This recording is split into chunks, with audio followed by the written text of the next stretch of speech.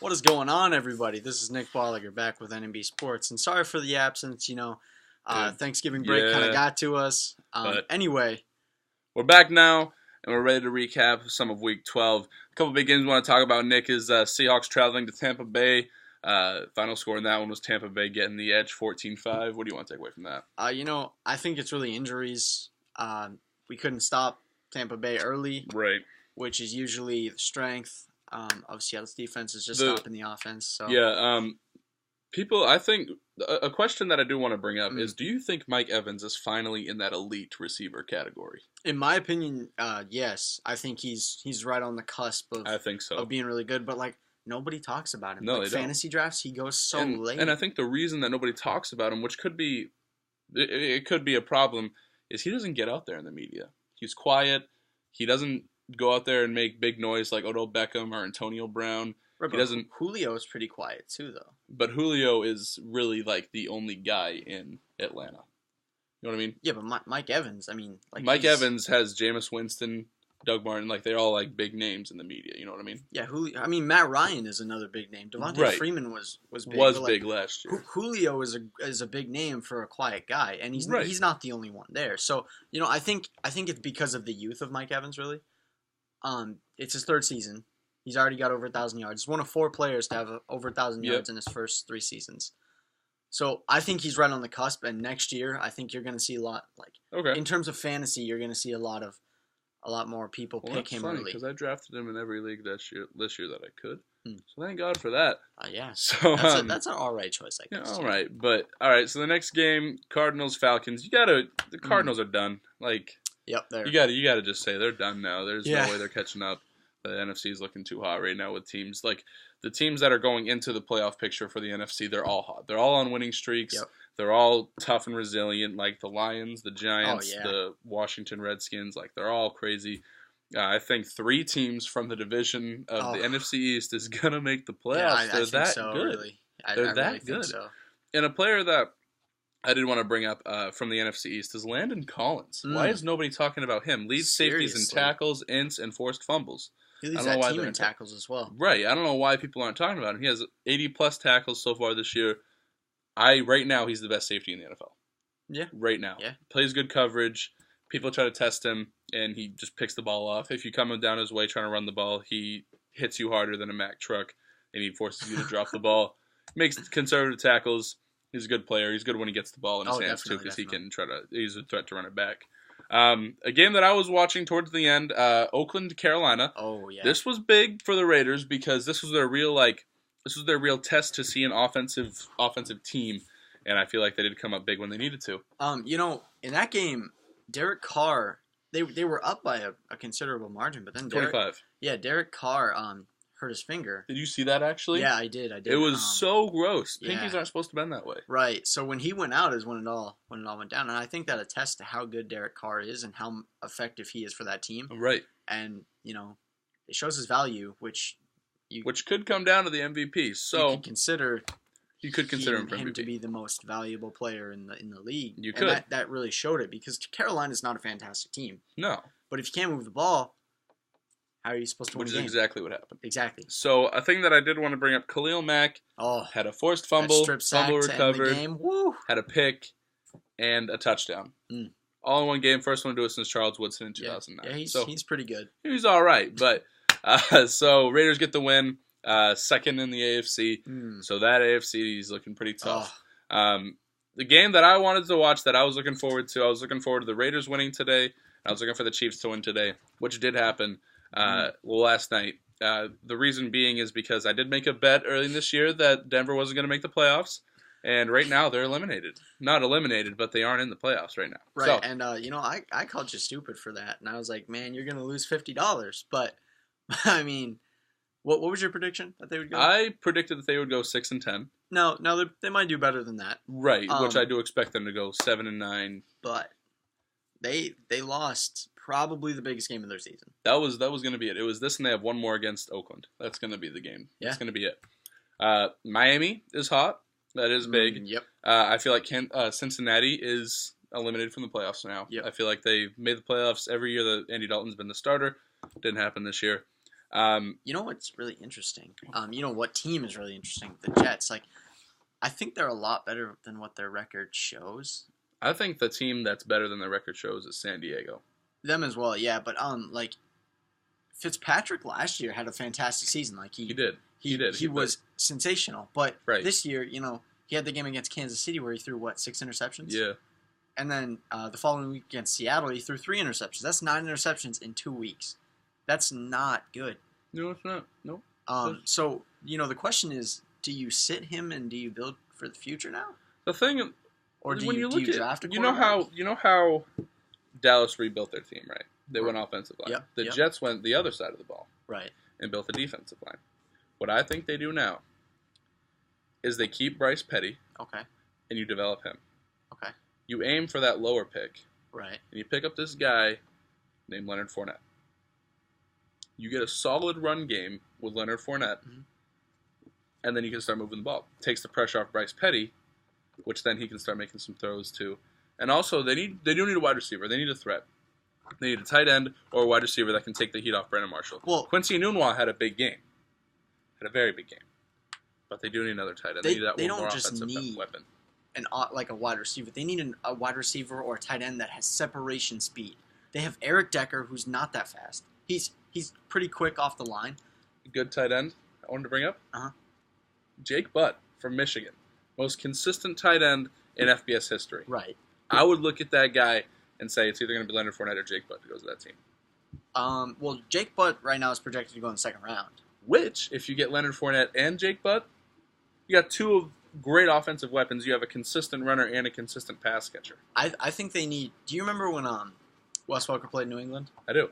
I think they need like a prime Wes Welker. That's the kind of player they need. Somebody who's pretty shifty, can just get off the line really Quincy quick. Enunwa. And no, see, Quincy's a big wide receiver. He's just like Brandon Marshall. Not so much big. He's built like a He's tight quicker. end He's quick, which I feel like it's working.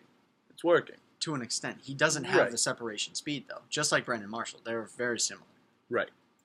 So that's going to wrap up NFL recap this week. The playoff picture is looking tight. This is what we've been waiting for. We've been waiting for this point in the season where you start getting the actual playoff picture. And a couple teams like Miami, who would think that they'd be in the playoff hunt? Yeah. And Washington, who would have picked Washington to be a playoff team? I mean, they were last year. Right, but almost by default. Well, Just about by default. They went 8-8. it's a solid. That team. division was not good. So that division now has turned completely around. Every team is 500 or above. So Monday Night Football game. This is kind of big for both teams, I believe. It's Packers going to the Eagles. Who are you taking in this one? At the beginning of the season, I would have told you that the Packers were going to walk all over the Eagles. I would too. Then I saw Carson Wentz play. He has been really good this season. Yeah. Sproles has been way better than I expected. Yep. The defense has been way better than I expected. So I'm going to take the Eagles, and I'm going to say it's going to be by around 10 points. And I'm going to go the other side of the ball. I'm going to take the Packers. Mm. Not by a lot. I'm going to take them by 4. Okay. I'm going to say it's going to be 24-20 is going to be the final score. Okay. I feel like Aaron Rodgers doesn't find his groove completely because he can't make those throws right now. Right. But I do feel like Jordan Nelson's going to have a big game. He has and to. he has to. And Ty Montgomery, if you have him in like a FanDuel, I'd pick him up. He's going to have a big game. I'd look for him. All right. So, moving on, we got a question sent in. They were asking, should Brady take a week off and let Jimmy Garoppolo play to let Brady's leg heal? All right. So if Brady's injury is really that bad, then yes. But judging by Sunday, Right. no. He's fine. I think he's okay. He didn't have a massive, hefty brace on, but he did have a brace on. I think he's okay because those drops were looking clean. Yep. When he was dropping back, they looked clean. And as we saw, he didn't do the best job, but he was lead blocking. He was out there basically setting a screen. He didn't touch anyone, but he was setting a screen enough, which kind of worked. So, interesting. The guy that was coming up on him kind of backed off. I don't know if he was like, "Whoa, Tom Brady, what are you doing?" Yeah, that was actually was pretty scared funny. because Tom Brady's an intimidating guy or something. Tom Brady is kind of an intimidating guy. If he came up to me and he was like, "I'm going to run you over," I think I would let him.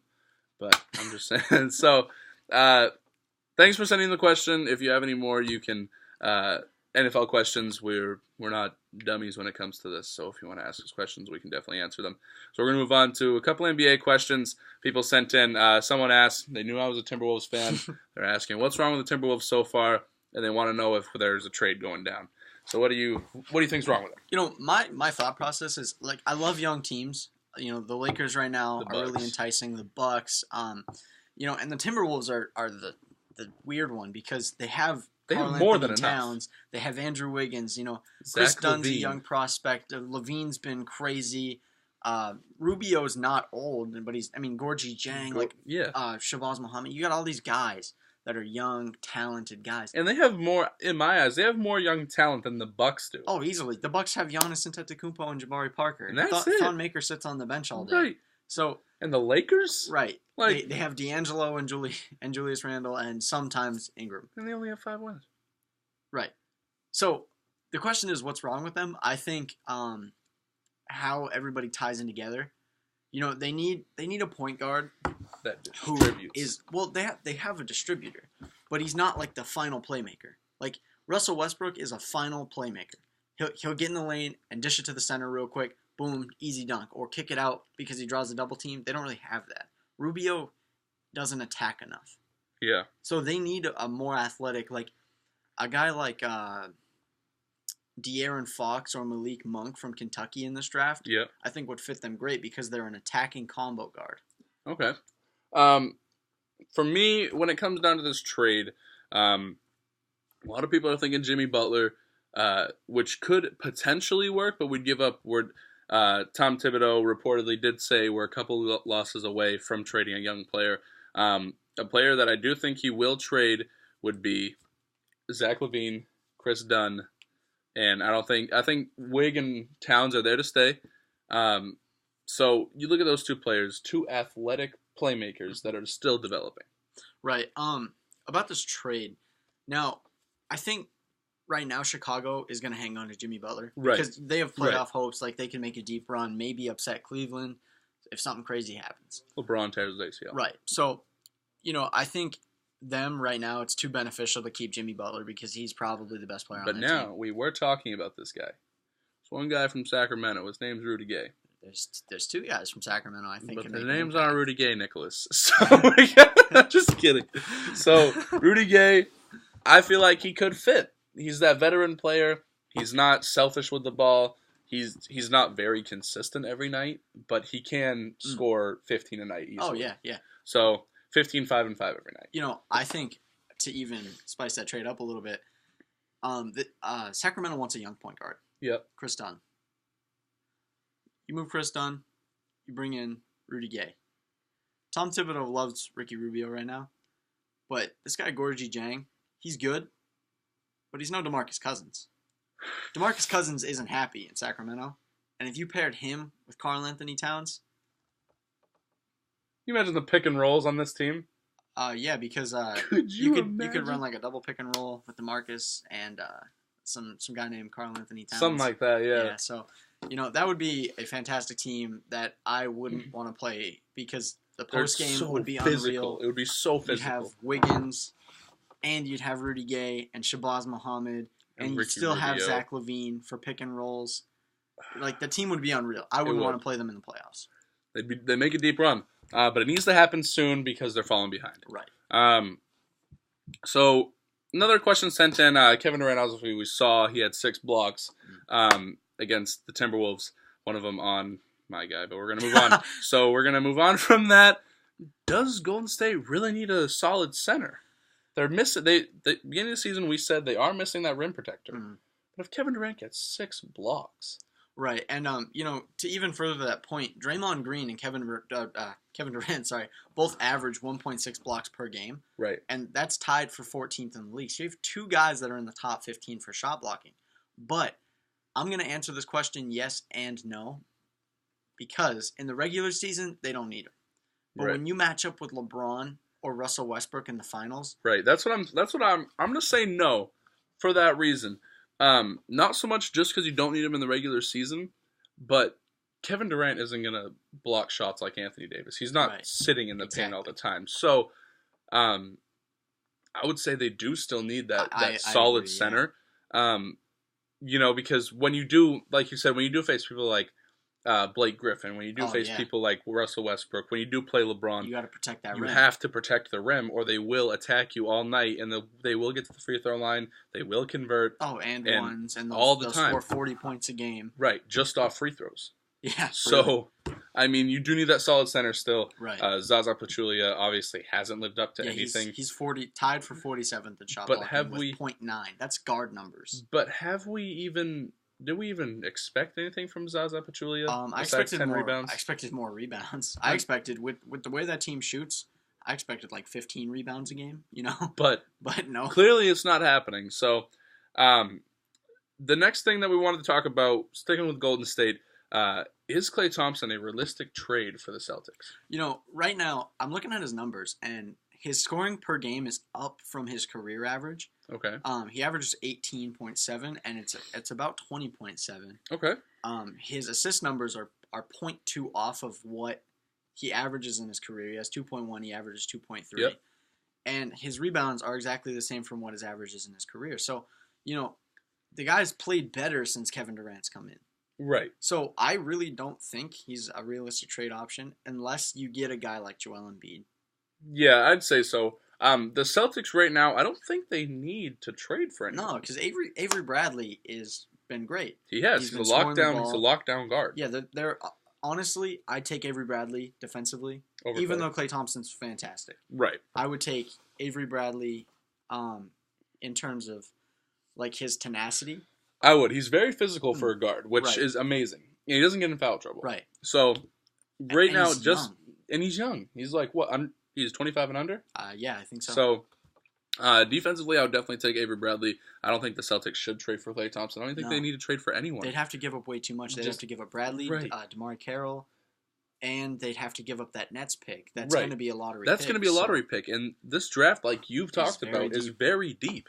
They could get another young player Oh, yeah. and not only that, they're completely opposite of the Timberwolves. They have young players, but they have veterans. Right. Could you imagine if Harry Giles stepped into that team? I don't want to. No. Because No, I that don't. would be a dominant team that can score, can rebound, can block shots, can play defense Right. with a good young coach. Right. I don't want to. No, I really don't. So that's all for the questions today. We are going to move on to predictions now. Not really a big night for the NBA, No, not really. but a game that is going to be big for post play. Like we were talking about, Warriors playing the Hawks. Dwight Howard, who's going to guard him? I know Zaza Pachulia is going to try to He's guard going to him. try, but I think 25-20 night for Dwight Howard again. I think it could easily be that. He's got to stay out of foul trouble because Golden State likes to Yeah. get in the paint and draw a lot of They fouls. do. KD's great Known at drawing for it. fouls. Right. Steph is too. So, I think they're going to try to bring a double on Dwight. I think they could. They're going to could, have to. Yeah, because Schroeder isn't really a fantastic No. three-point shooter, so they could try to dig the post a little bit with Right. Curry or whoever's guarding Dennis.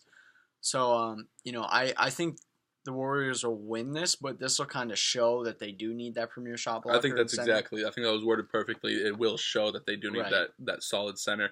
I am going to take the Warriors in this one. Mhm. I feel like it isn't going to be by a lot, maybe Right, a the Hawks 10-point are a good margin. team, so- Right, I think it's going to be a 10-point margin. Both teams score over 100. Another game that could be big. This could be big. We're looking at the Miami Heat against the Boston Celtics. Yeah, I like this game too. You can consider them rivals, I guess. You could. So the Celtics, I want to see how Al Horford and Al Horford. Hassan Whiteside match up. Yeah, Al Horford's been pretty good coming off of this concussion. I expected him to they'll slowly give him minutes, but they Yep. played it perfectly. They waited until he was absolutely ready.